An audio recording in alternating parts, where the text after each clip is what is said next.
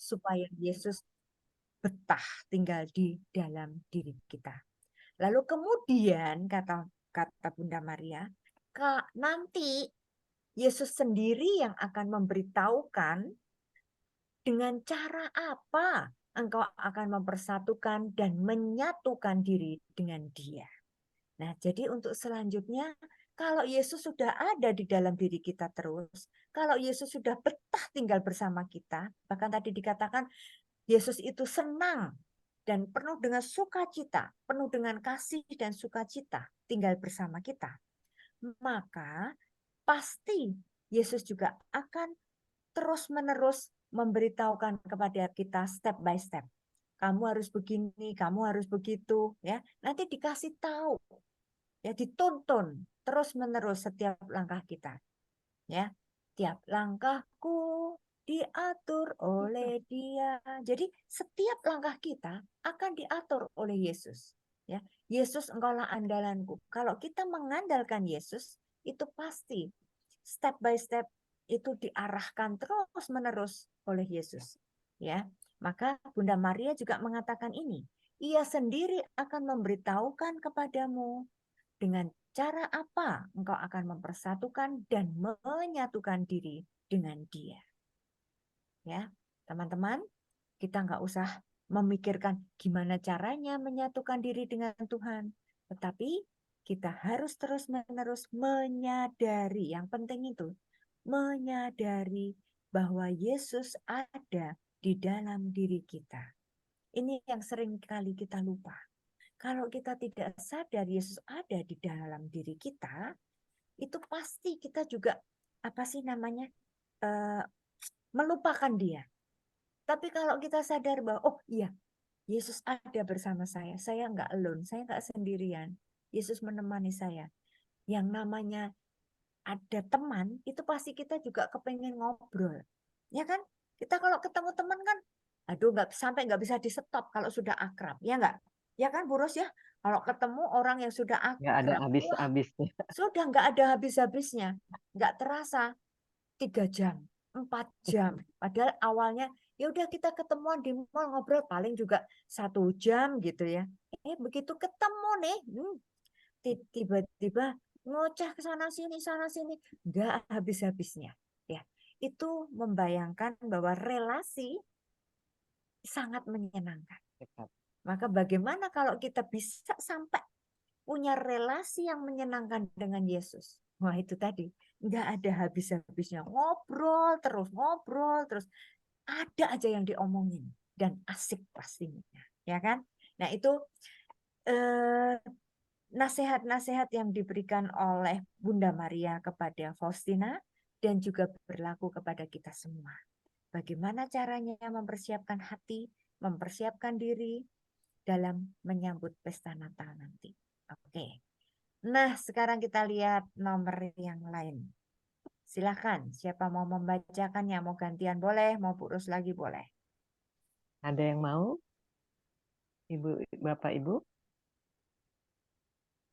Kalau tidak ada, ya saya bantu lagi ya, Bu Maria. BHSS Oh, ada, ya silakan. 829.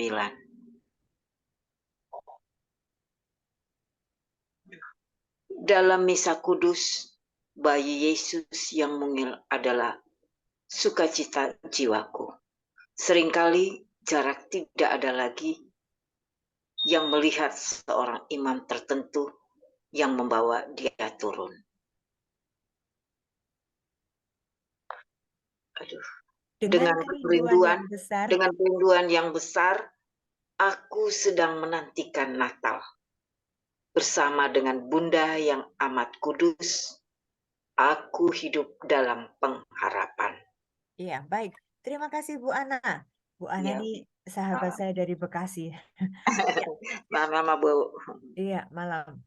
Coba teman-teman perhatikan. Di sini Faustina selalu menyadari, terutama dalam mengikuti misa atau ekaristi. Kalau kita misa dengan konsentrasi penuh, ya, mata kita, hati kita tertuju kepada Yesus, maka harusnya kita juga bisa merasakan, ya, merasakan kedekatan dengan Yesus. Walaupun kita belum diberi talenta untuk melihat, ya, belum diberi karunia penglihatan seperti Faustina. Di sini dikatakan Faustina melihat bayi Yesus yang mungil pada saat misa.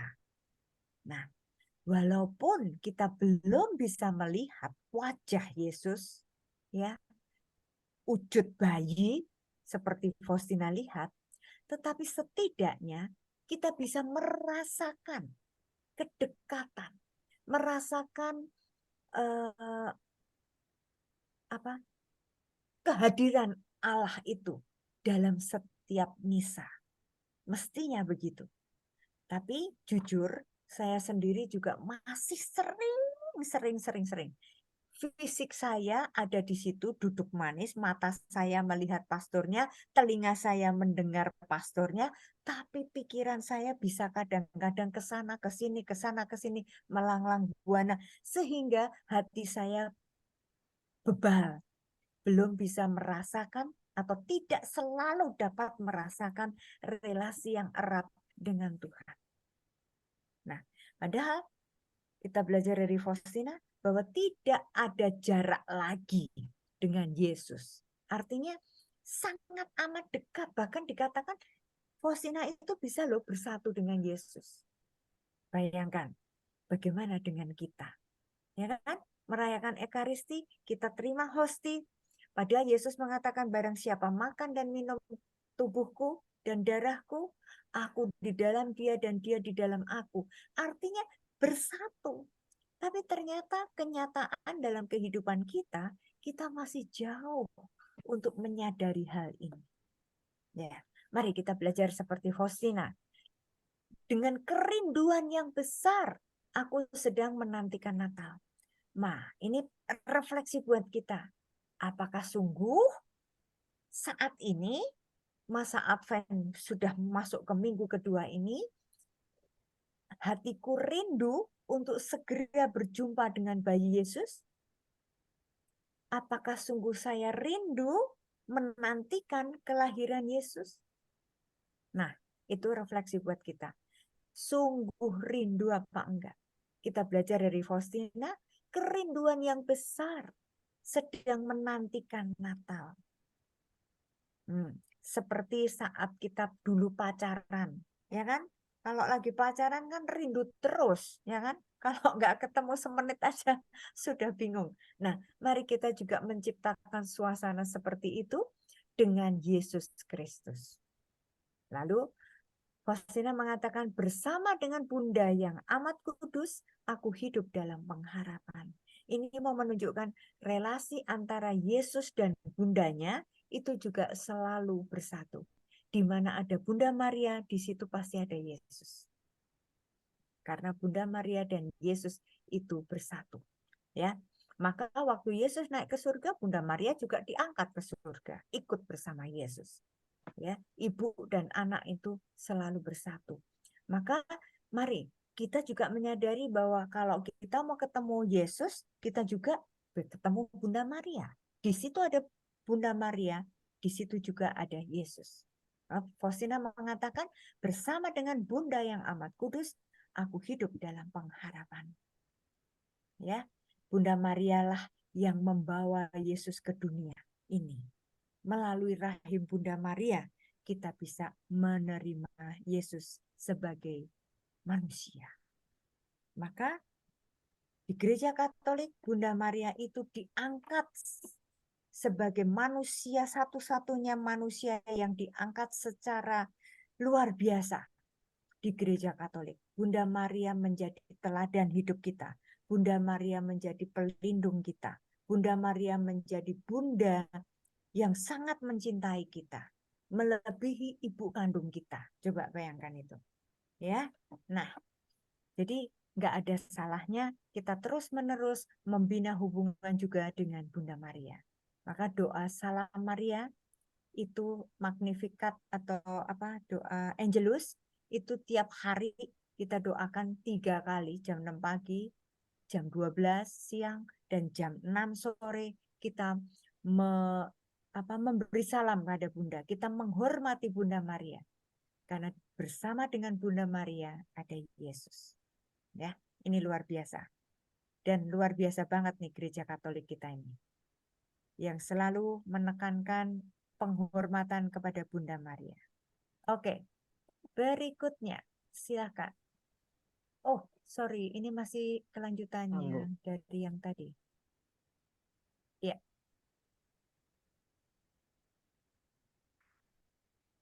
Oh, ini tadi sudah. Kemudian sekarang ini. Ya, nomor baru. 677. Baik, ada Bapak Ibu? Ya, Thomas. GHSF 677.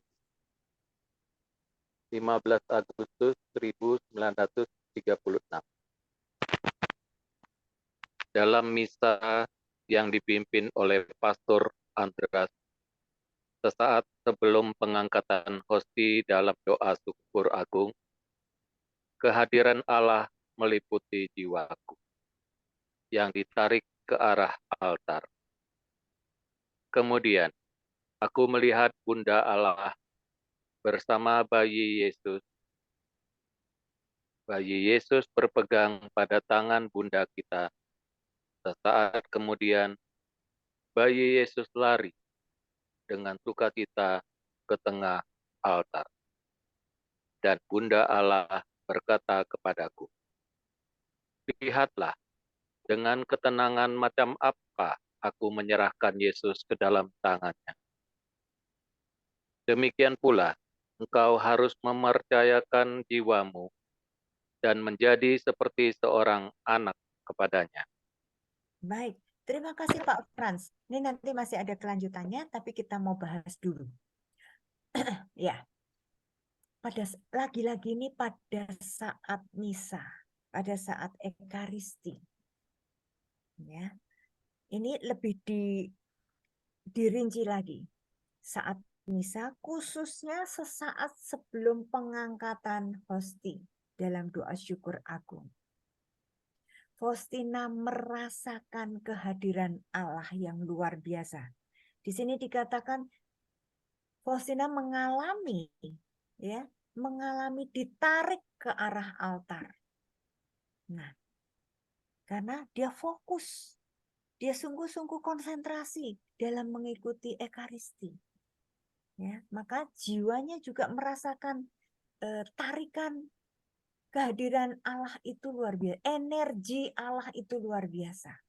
Nah, lalu Bunda Maria Santa Faustina mengalami penglihatan. Ia melihat Bunda Allah bersama bayi Yesus. Nah, kan tadi saya bilang, di mana ada Bunda Maria, di situ ada Tuhan Yesus. Nah, bayi Yesus yang dilihat oleh Faustina itu awal mulanya berpegang pada tangan Bunda. Wajar dong kalau anak kecil itu selalu tangannya memegang tangan ibunya. Itu menunjukkan anak itu butuh ketenangan. Anak itu butuh kepercayaan, ya. Nyaman kalau bersama dengan ibunya. Ya. Tangan si anak itu memegang tangan ibunya itu menunjukkan udah tenang, udah yakin, udah mantep, aman bersama ibu, pasti aman dan nyaman. Nah, demikian juga gambaran Yesus terhadap Bunda Maria. Kemudian, sesaat kemudian, kata Faustina, bayi Yesus itu lari dengan sukacita ke tengah altar.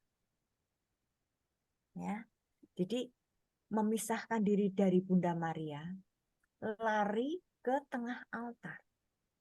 Perhatikan teman-teman di sini, bahwa pada saat hosti itu diangkat, ya, pada doa syukur agung, ini menjadi menjadi momen yang penting di mana kita melihat Yesus hadir.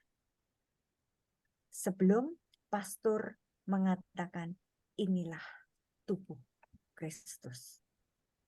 Ya, pada saat konsekrasi itu sungguh-sungguh kalau kita mau fokus, kita mau benar-benar berpusat kepada Yesus, maka saya yakin kita semua juga bisa merasakan tarikan itu, gelombang, aura, energi dari Allah. Ya, yang mengajak kita menyadari untuk fokus kepada di tengah altar itu. Dan ini ditekankan lagi oleh pengalaman Faustina bahwa saat konsekrasi itulah bayi Yesus atau Yesus ada di tengah altar. Teman-teman, ini luar biasa. Buat saya berkali-kali saya baca ini, wow, berarti benar-benar pada saat pastor doa syukur agung itu mengajak kita fokus. Maka sebelum itu kan ada gong berbunyi ya, gong itu ya di gereja itu supaya kita fokus. Ini saatnya penting, ini momen yang sangat penting. Ya, kita diajak masuk ke doa syukur agung itu. Nah, disitulah mari kita latihan dengan ketenangan batin, dengan hati yang damai, dengan rendah hati, kita akan merasakan kehadiran Tuhan. Mudah-mudahan, semoga kita juga semakin diberi talenta rahmat karunia untuk bisa merasakan kehadiran Tuhan, terutama di setiap kali kita ikut Ekaristi. Nah, lalu Bunda Maria berkata kepada Faustina, lihatlah dengan ketenangan macam apa aku menyerahkan Yesus ke dalam tangan si pastor ini. Ya kan? Nah, teman-teman, kita mau belajar dari Bunda Maria, bahwa Bunda Maria yang diberi kepercayaan oleh Allah Bapa, Bunda Maria yang sejak awal mula dikandung tanpa noda, sudah dipersiapkan untuk menjadi ibu dari Yesus, Sang Penyelamat. Ibu dari Tuhan. Maka Bunda Maria itu benar-benar tanpa noda dosa, dikandung tanpa noda dosa. Nah, untuk melahirkan Yesus, yaitu Tuhan. Ya. Tetapi Bunda Maria, walaupun sebagai ibu yang melahirkannya, kita mau belajar sama-sama di sini, Bunda Maria tidak egois, tidak memegang erat-erat Yesus, tidak terlalu protektif, tidak boleh Yesus nggak boleh untuk orang lain. Ini adalah anakku, ini adalah milikku. Enggak begitu. Kita mau belajar dari Bunda Maria satu hal ini. Buat saya ini sangat-sangat mengena banget ya, karena saya cuma punya anak satu, sehingga saya juga dengan berbagai macam cara seolah-olah mau melindungi anak saya terus-menerus mau megang anak saya terus. Tapi begitu saya belajar dari Bunda Maria, lihat. Bunda Maria mengatakan, lihatlah, dengan ketenangan macam apa aku menyerahkan Yesus ke dalam tangan pastor. Bunda Maria dengan tenangnya menyerahkan Yesus kepada pastor. Bunda Maria dengan tenang menyerahkan Yesus kepada kita semua. Seolah-olah dengan ketenangan itu artinya percaya penuh. Bunda Maria mempercayakan Yesus kepada kita semua. Coba. Ya, maka karena kita diberi kepercayaan, yang namanya barang berharga, anak itu kan barang yang paling berharga, apalagi anak tunggal. Ya toh, itu pasti dirawatnya luar biasa, dieman-eman banget. Nah, tapi Bunda Maria mau menyerahkan harta yang luar biasa ini karena percaya. Maka teman-teman, kita juga harus menyadari hal ini, bahwa Bunda Maria menyerahkan Yesus juga kepada kita karena percaya. Ya, dengan kata lain, Yesus dipercayakan kepada kita. Nah, konsekuensinya atau reaksi kita bagaimana? Kalau kita diberi kepercayaan, itu selayaknya seharusnya timbal baliknya kita menjaga kepercayaan itu, ya kan? Kita dititipi berlian yang sangat amat mahal karena orang itu percaya pada kita. Far, titip ya, ini saya mau pergi, titip. Nah, saya orang yang diberi kepercayaan, yang dititipi berlian itu, ya harus menjaga dengan baik sampai nanti yang titip itu ngambil kembali, akan saya serahkan nih, nggak ada yang hilang kan? Nah, saya kembalikan secara utuh. Nah, kira-kira seperti itu, ya. Jadi Bunda Maria mengatakan, demikian pula engkau harus mempercayakan jiwamu dan menjadi seperti seorang anak kepadanya. Nah, ini dia teman-teman. Ini nasihat Bunda Maria yang menurut saya luar biasa. Dikatakan engkau harus mempercayakan jiwamu menjadi seperti seorang anak kepadanya. Jadi di hadapan Yesus kita harus percaya penuh bagaikan anak kepada ibunya. Seperti tadi yang dilihat bayi Yesus yang berpegang erat pada tangan Bunda Maria. Ini Bunda Maria mau mengajarkan pada kita, seharusnya kita pun demikian. Mempercayakan seluruh hidup kita, jiwa raga kita hanya ke dalam tangan Yesus. Mempercayakan semuanya, menyerahkan semuanya, percaya 100%. Nah, itu yang nanti akhirnya kita simpulkan sebagai Yesus engkaulah andalan. Tuhan, aku angkat tangan, mengandalkan Engkau Tuhan. Percaya penuh. Yang namanya percaya, seorang anak percaya sama ibunya, dibawa kemana aja, digendong kemana aja, ya tenang aja. Nurut aja. Karena apa?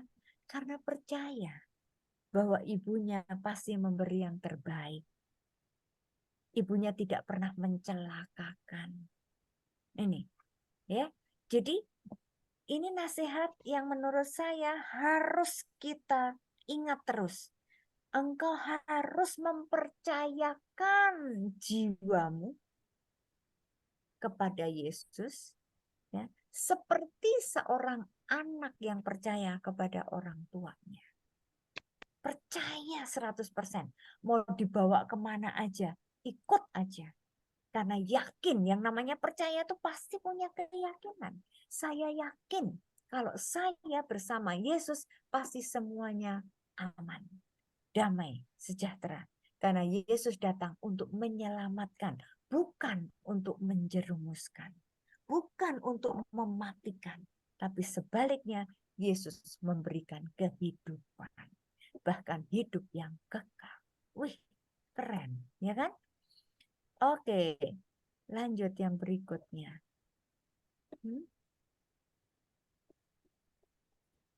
Kok macet?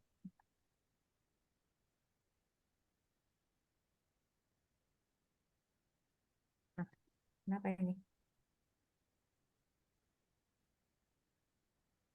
Ya, oke Pak Frans, boleh dilanjut halaman Ya. berikut. Sesudah mendengar kata-kata itu, jiwaku dipenuhi dengan kepercayaan yang luar biasa. Bunda Allah mengenakan pakaian putih. Putih yang aneh, transparan pada bahunya. Ia mengenakan mantel biru transparan.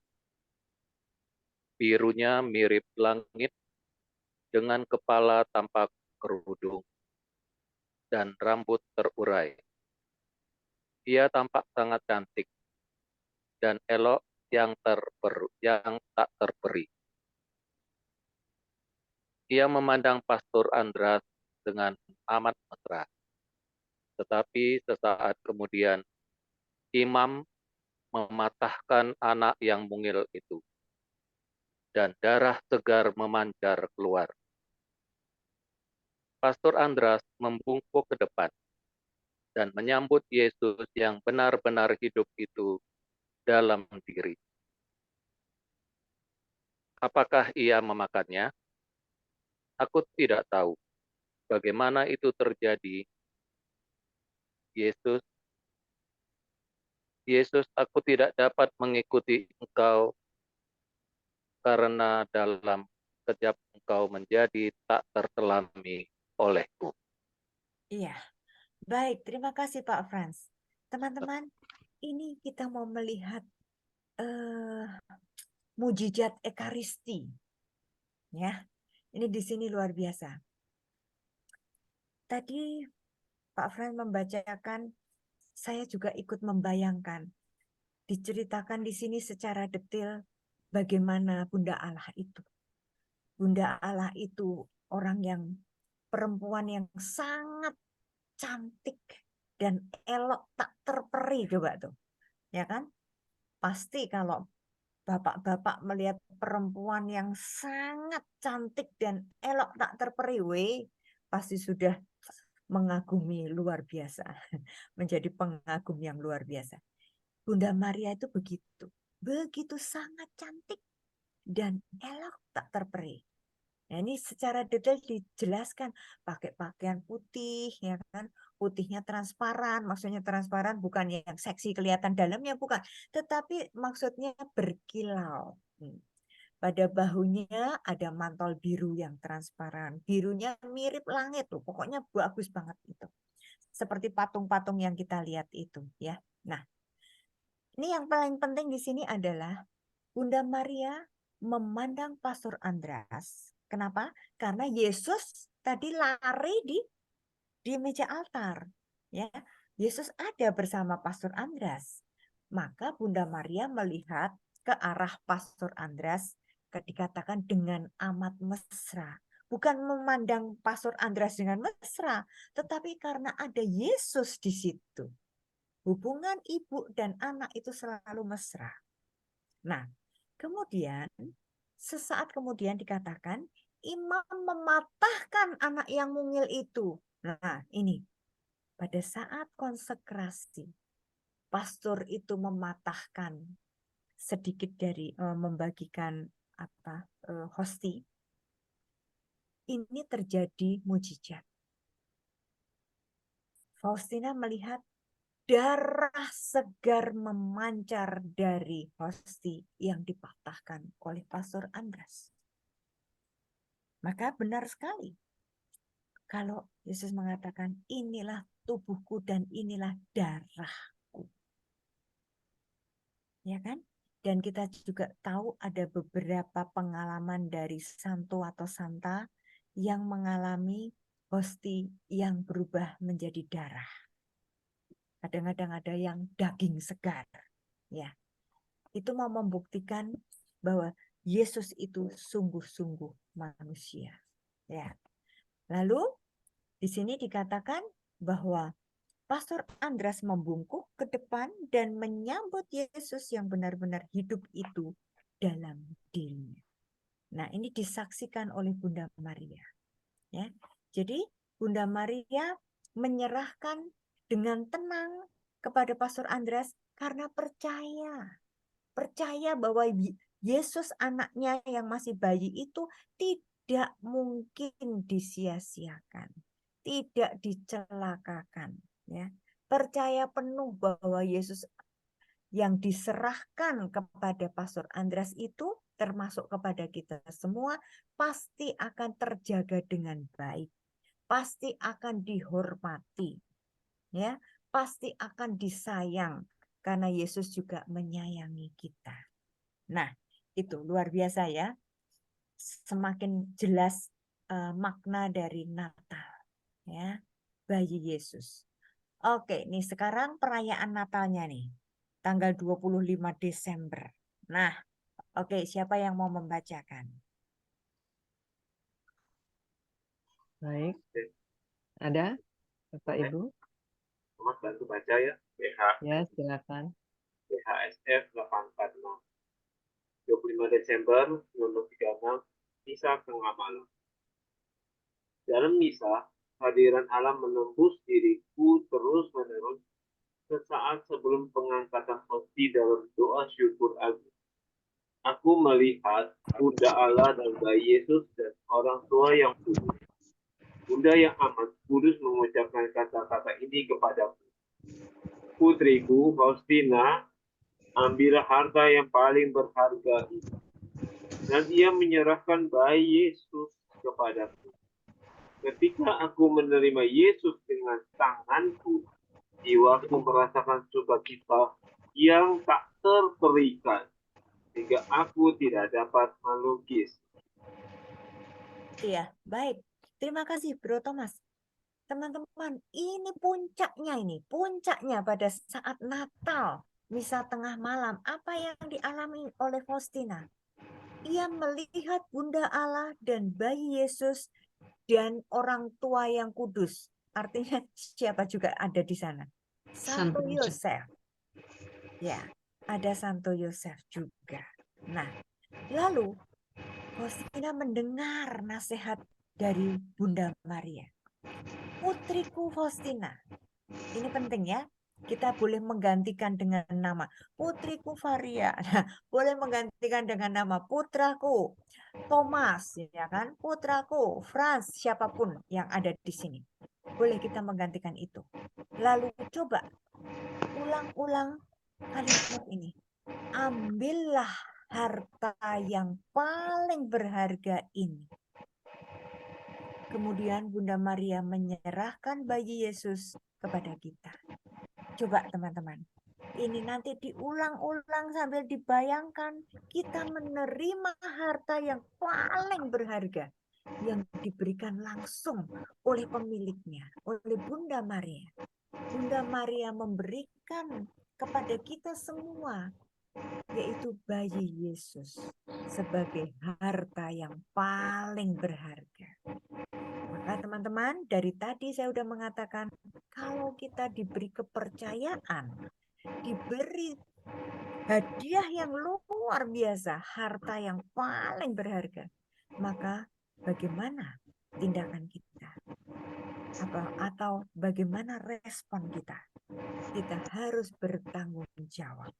Kita harus merawat, kita harus menjaga harta yang paling berharga ini supaya jangan sampai hilang, jangan sampai dicuri orang, karena sudah diberikan kepercayaan pada kita, ya kan?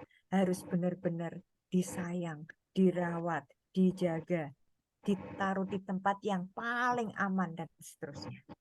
Nah, lalu ini pengalaman Faustina. Ketika menerima Yesus di tangannya, di sini Faustina menggambarkan sangat amat sukacita, ya, merasakan sukacita yang tak terperikan sehingga tidak dapat melukiskannya lagi.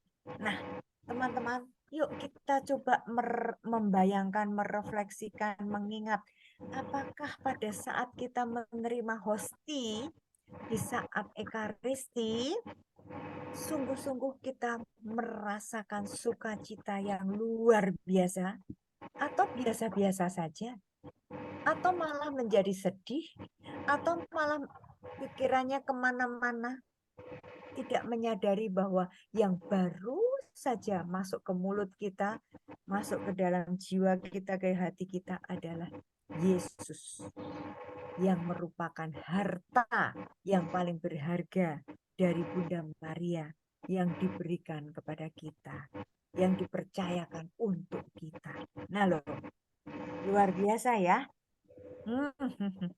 Maka mari kita menghayati Ekaristi dengan benar. Oke, Bro Thomas, ini masih ada kelanjutannya. Silahkan. Anehnya, sesaat kemudian Yesus menjadi menakutkan, tampak mengerikan, sudah dewasa dan menderita. Dan kemudian penglihatan itu lenyap dan tak merasa misa sudah sampai pada komuni kudus. Ketika aku menyambut Tuhan Yesus dalam komuni kudus, jiwaku gemetar karena pengaruh kehadiran Allah. Hari berikutnya aku melihat bayi sekilas pada saat pengangkatan hosti dalam doa syukur agung. Iya, terima kasih Bro Thomas. Teman-teman, ini peristiwa yang menurut saya aneh juga ya. Tadi digambarkan suasana Faustina menerima dengan tangannya, di dalam tangannya itu hosti bayi Yesus yang diserahkan oleh Bunda Maria sebagai barang yang sangat berharga, yang dipercayakan untuk diterima. Tapi dikatakan anehnya sesaat kemudian bayi Yesus itu berubah. Yang tadinya bayi yang menyenangkan berubah menjadi Yesus yang sudah dewasa dan menderita. Yaitu gambaran Yesus di kayu salib. Teman-teman, inilah Yesus kita. Yesus yang dari palungan, Yesus yang dari bayi, dan menuju ke Golgota. Dari Bethlehem menuju ke Golgota. Dan inilah puncaknya. Puncak tujuan Yesus datang ke dunia. Jadi proses inkarnasi Yesus datang ke dunia, itu puncaknya adalah Yesus menderita di kayu salib. Itu boleh dikatakan, nah itu tujuannya Allah menciptakan Yesus menjadi manusia. Ya, dari sabda, dari firman, menjelma menjadi manusia. Dan manusia seperti apa? Manusia yang menderita di kayu salib. Nah, lalu ini penting lagi, coba kita ikuti pengalaman Faustina ini. Ketika menyambut tubuh Yesus dalam komuni kudus, jiwaku bergetar karena pengaruh kehadiran Allah. Teman-teman, apakah kita juga demikian? Setiap kali kita terima hosti, apakah kita merasakan getaran dalam jiwa kita? Getaran karena kehadiran Allah. Bukan getaran karena takut, tapi kita merasakan damai sukacita karena Allah hadir. Ya. Nah, ini buat refleksi buat kita semua. Lalu pengalaman Faustina hari berikutnya, aku melihat bayi ilahi sekilas pada saat pengangkatan hosti dalam doa syukur agung. Jadi teman-teman, Natal itu menurut saya digambarkan puncaknya adalah Ekaristi. Kelahiran Yesus, bayi Yesus yang selalu ada, yang selalu nampak, terlihat di dalam hosti. Inilah pengalaman Santa Faustina yang menurut saya, luar biasa sekali. Ya, bisa terus-menerus berelasi dengan Yesus, terutama pada saat misa kudus. Nah, oke. Selesai. Selamat Natal. Belum ya, belum Natal ya.